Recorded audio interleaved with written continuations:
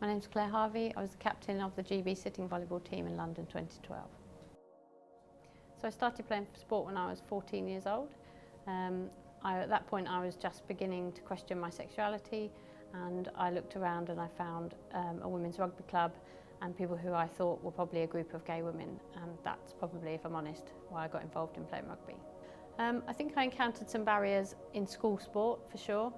I was still playing for many of my school clubs, and I found that people were saying, you know, if I'm not getting in the shower with her, I don't want to play a sport where I have to touch her, you know, why is she looking at me in a skirt? And I think that's a common experience.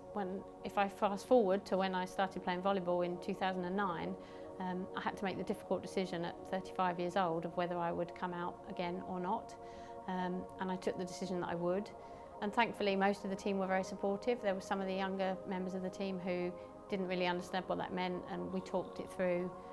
But I think with the benefit of age, it becomes a much easier process.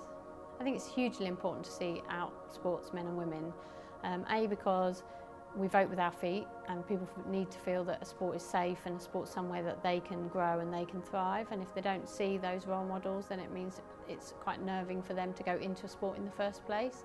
But secondly, I think it's about normality. It's about saying LGBT people are good at things and bad at things and can excel at lots of different things, and here's the range of things that they can excel at. It breaks down a lot of stereotypes. I thought back to those people when I was 14 who I looked to as a person who I might have something in common with or could help me sort of understand who I was.